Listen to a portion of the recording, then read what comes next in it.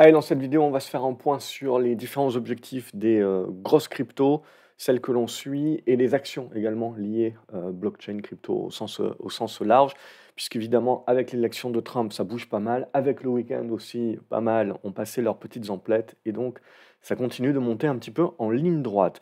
En termes d'objectifs, moi, ce que je pense, c'est qu'il faut éviter de s'emballer. Parce qu'évidemment, là, tous les gens, ils vont un petit peu de leurs prédictions, de leurs objectifs, et vont vous donner, c'est à celui qui vous donne le truc le plus haut pour faire le maximum de vues, ben moi je vais vous donner le truc le plus bas peut-être. Parce que je reste sur mon objectif à 85 000, 88 000 dollars. C'est mon objectif pour le Bitcoin. Pour moi, c'est là où on va trouver certainement de la résistance. Ensuite, ce qui serait pas mal, ce qui serait sain, c'est évidemment de corriger, de construire. Et ça, le support maintenant, bah, c'est le précédent sommet qui doit faire office de support, c'est-à-dire cette zone entre les 73 000 et les 70 000 dollars. C'est ça qu'il faudra tenir. Ce que j'aimerais rapporter également, le Bitcoin n'est pas une valeur refuge. C'est-à-dire qu'à partir du moment où ça va corriger et que ça ira en dessous des 70 000 dollars, si un jour ça y va, euh, tout le monde va vous expliquer qu'il faut conserver parce que c'est une valeur refuge et parce que bah, les US ou Trump, je sais pas quoi, ils vont en faire une réserve de valeur, ce que vous voulez. Heu, Très bien, vous pouvez vous dire ce que vous voulez. Pour moi, ce que je vois, c'est que pour l'instant, le bitcoin va dans le même sens que la spéculation sur les actions. À partir du moment où on décidera de corriger ces excès-là, le bitcoin, les cryptos, les actions liées corrigeront exactement dans le même tempo que les actions spéculatives. C'est tout. C'est une affaire de liquidité, point barre. OK?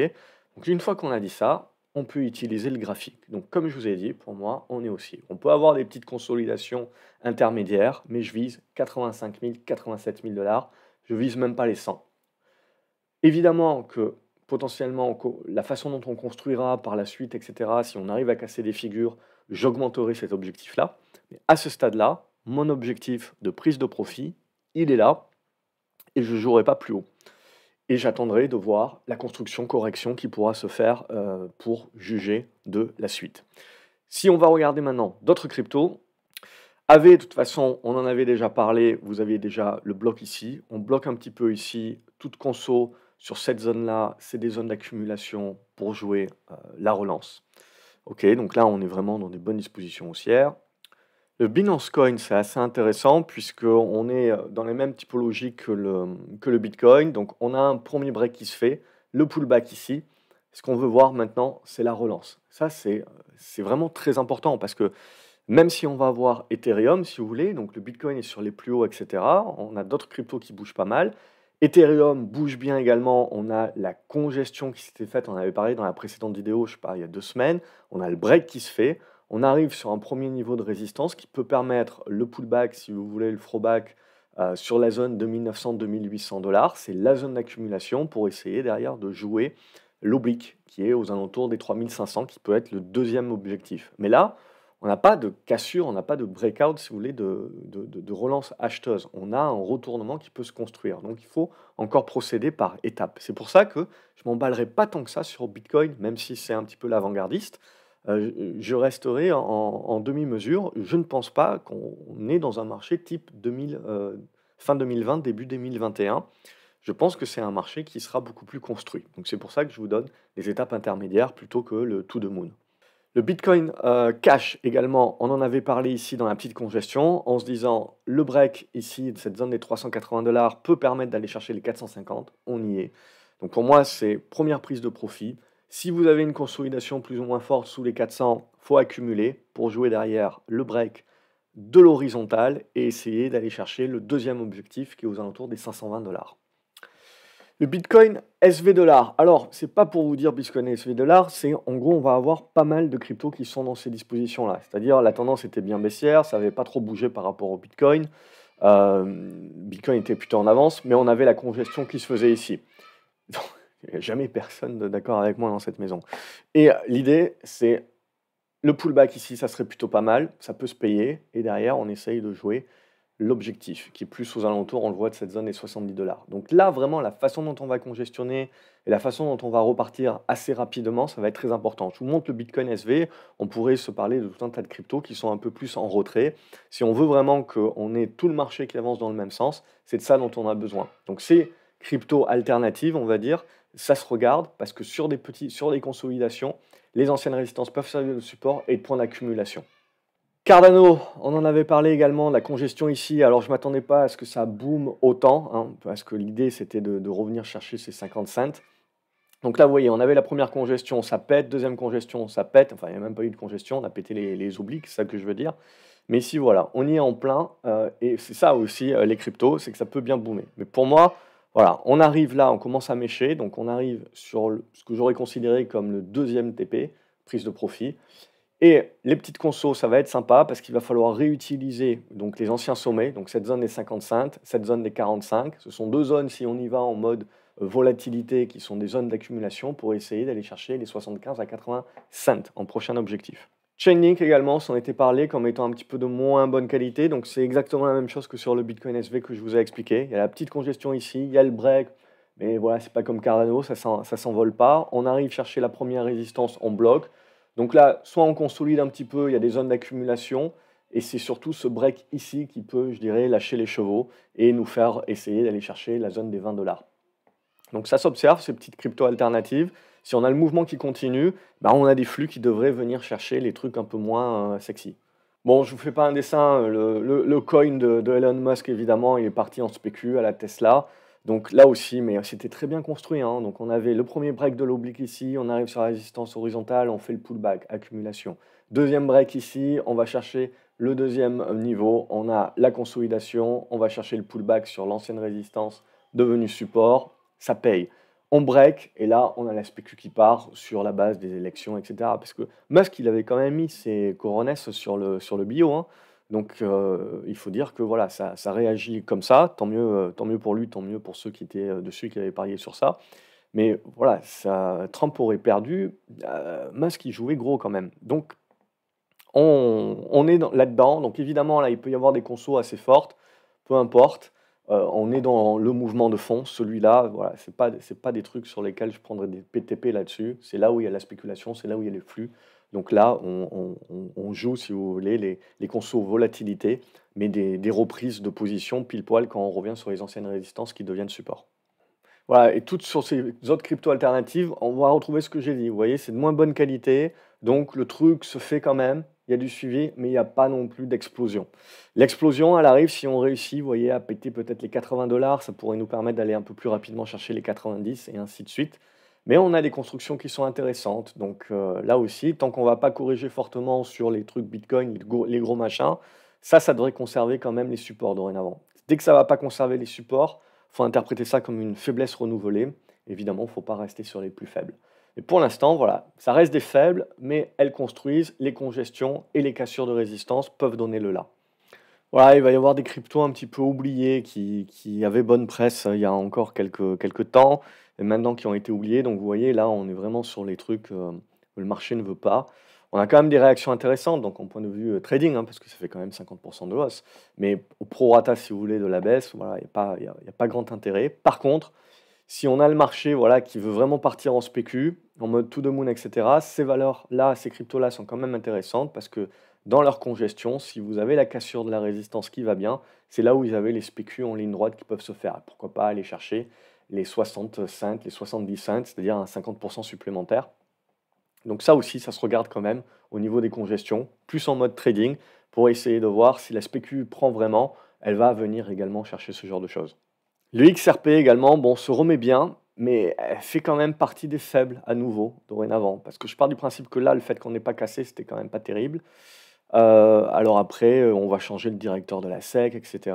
Est-ce que ça peut changer certaines choses? Peut-être oui que non, peut-être non. Là, voilà, on est sur les obliques. Donc si on casse ça, c'est là où éventuellement la spéculation peut aller beaucoup plus fort et revenir chercher les 75 cents. Donc ça se regarde, tout pullback qui va nous chercher les 55 cents et des brouettes, ça se paye, je dirais, pour essayer de jouer ce break ici d'oblique qui pourrait donner l'influx supplémentaire pour un petit peu accélérer les choses. Solana, no comment, hein, on a fait en Bitcoin Beast, c'est-à-dire que là on a fait le bon pullback sur l'ancienne résistance devenue support, c'était parfait. Pouf, et là, les élections donc, qui propulsent le truc. Cassure de l'oblique, cassure de l'horizontale. Alors, on viendra peut-être faire le test de l'horizontale pour essayer d'aller chercher plus haut. Mais là, je viserai les 250 dollars, c'est-à-dire les anciens plus hauts de 2021 sur ce genre de truc, parce que là, on a les volumes, on est à la mode, donc on voit le marché qui est beaucoup plus sélectif, hein. C'est un marché qui est plus sain, il est plus sélectif, on le voit, il y a des trucs qui partent, en force comme les marchés actions. Donc on est pile poil là-dessus. Donc ça voilà, Solana, ça reste de la force, tout pullback est à payer pour essayer de jouer une nouvelle jambe. Stellar, ça va être comme, XRP dans l'idée, voilà, on est un petit peu en retard, on va chercher la résistance horizontale comme le SV Bitcoin, ce que je vous ai montré, donc on a pas mal de cryptos comme ça. Là, en gros, elles peuvent consolider un petit peu ou elles peuvent breaker, mais c'est ce break-là qui va vraiment tout déterminer. Parce que c'est sur ce break-là qu'éventuellement la spéculation peut prendre un petit peu plus fortement et plus rapidement sur toutes ces cryptos un petit peu oubliées, alternatives de seconde zone. Et si on a la conso, ça peut se payer ici pour essayer de jouer ce coup de spécu dans un deuxième effet. J'aime bien Torchain, bon, j'aime bien graphiquement, hein. Donc on avait eu, vous voyez, une belle poussée ici, le pullback qui va bien, et puis là, élection, paf, on reprend. L'objectif reste cette zone des 7,40. Donc je resterai positif, hein, pour essayer d'aller viser ça. Et ensuite, on a le Tronix éventuellement, qui reste pour moi toujours haussier, et on voit par rapport aux élections, il n'a pas trop bougé.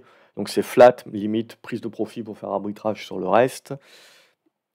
Uniswap, je trouve ça pas mal. Donc vous voyez, on avait la congestion sous la résistance ici, qui devient maintenant support pour essayer de jouer la seconde jambe, essayer de viser un truc vers les 12 $. Je pense que ça serait pas mal. Tout retour sur les 8 est à payer en mode accumulation jusqu'à preuve du contraire.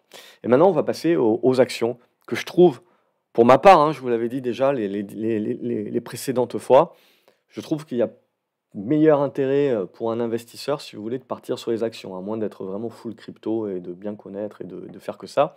Mais si on est action, plutôt que de partir crypto, il y a largement de quoi faire sur les actions qui sont liées. Donc vous avez Bit Digital également, on en avait parlé ici. Donc vous avez eu le gros pullback, l'achat, on a le break. Je pense que voilà, on va chercher les résistances. Donc là, on a le PO ici, ça va ouvrir d'ici une dizaine de minutes.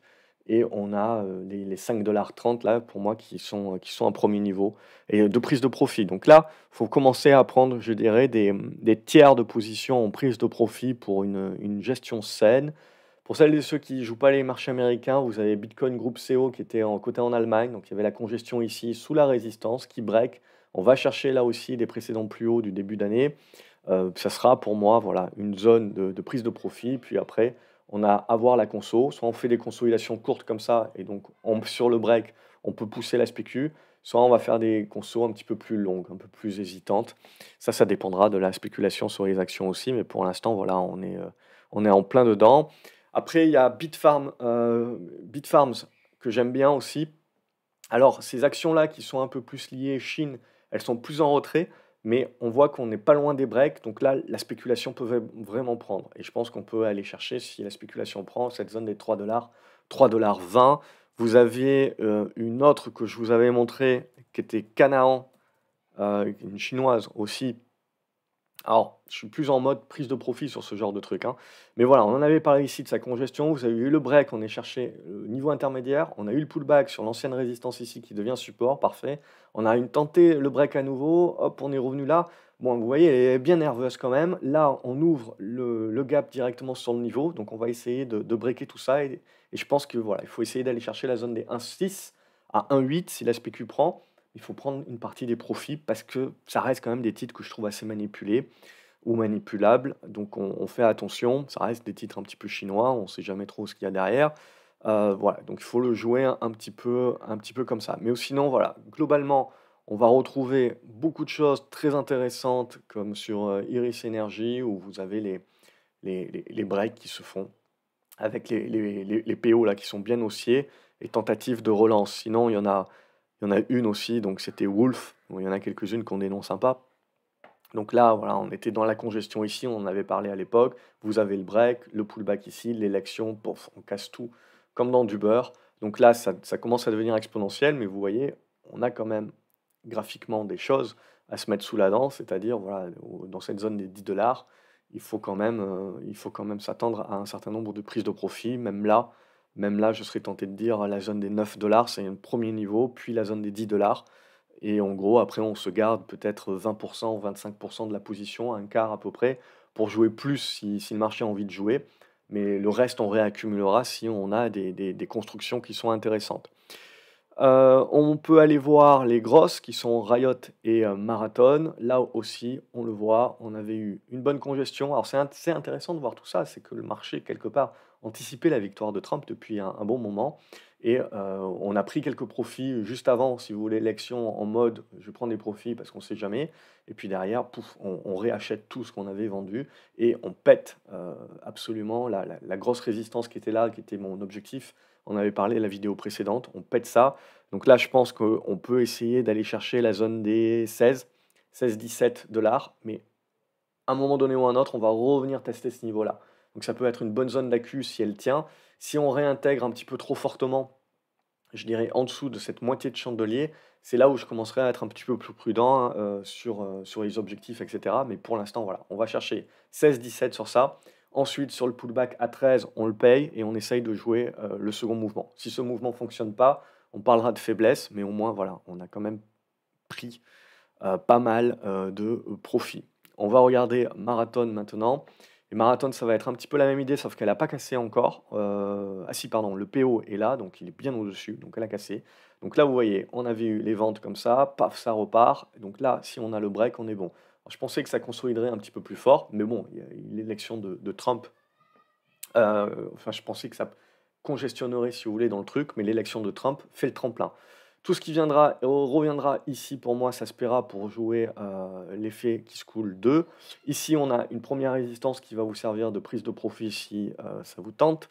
Deuxième prise de profit qui est là aux alentours des 27 $, 26-27 et après certainement un peu plus de construction à s'attendre. Micro-stratégie, évidemment, on va toucher les 300 $. Alors là, voilà, c'est en train de partir en mode expo, très bien, ça fait partie comme Coinbase des chouchous. Maintenant, voilà, à la moindre correction du bitcoin, à l'hésitation, ce que vous voulez, c'est des titres aussi qui peuvent subir pas mal de choses. Mais là, on avait la congestion qui allait bien ici, le break, on continue de pousser. Il y a plus de résistance. Donc là, on est dans le vague. Seuls les gaps peuvent vous servir éventuellement de niveau, de support intermédiaire, ce genre de choses-là, qui permettront plus tard la construction. Mais à ce stade-là, c'est aussi les points bas exponentiels. C'est juste qu'à un moment donné, évidemment, on peut se dire que c'est cher, mais c'est qu'une question de combien peut valoir le bitcoin. Donc c'est comme si vous aviez un levier, quand vous prenez du micro-stratégie. Et Coinbase, pour moi, par contre, là, c'est un peu plus intéressant parce que eux, ils en profitent pleinement, mais ils ont quand même un business qui n'est pas juste que de détenir du Bitcoin. Et donc, on voit là aussi, le PO se fait bien haussier au-dessus du break. Là, tout ce qui peut revenir dans cette zone-là, ça peut se payer pour jouer derrière, la poussée, essayer d'aller chercher. On va voir, hein, mais je pense que ça peut essayer d'aller chercher les 350 $, 370 $. Tant qu'on va rester au-dessus des anciens sommets ici, pour moi, ça sera des points d'accu. Si on revient en dessous, des points d'hésitation. Mais sinon, là, voilà, on est toujours très propre, c'est haussier. Ça va le rester. Toute correction, continuera d'être achetée pour l'instant parce que le momentum est là et il faudra vraiment que les corrections deviennent un peu plus, au-delà du simple pullback pour à nouveau qu'on s'interroge sur ce marché-là. Si on a ça sur le bitcoin et compagnie, on aura ça également sur les actions spéculatives. Donc voilà, il faudra de toute manière qu'il y ait un reflux, mais ce reflux-là sera vu comme un point d'achat et comme de l'accumulation tant qu'on ne revient pas en dessous de points pivots dont je vous ai parlé dans la vidéo là sur plusieurs, éléments. Donc tant que c'est le cas, tout retrait, si vous voulez, ne fait pas peur, c'est plus vu comme une opportunité. Tant qu'on est dans ces éléments-là, ça sera payé pour essayer de jouer, la deuxième vague et on aura l'occasion d'ici là de refaire une autre vidéo pour se parler du reste. Je vous souhaite une excellente journée.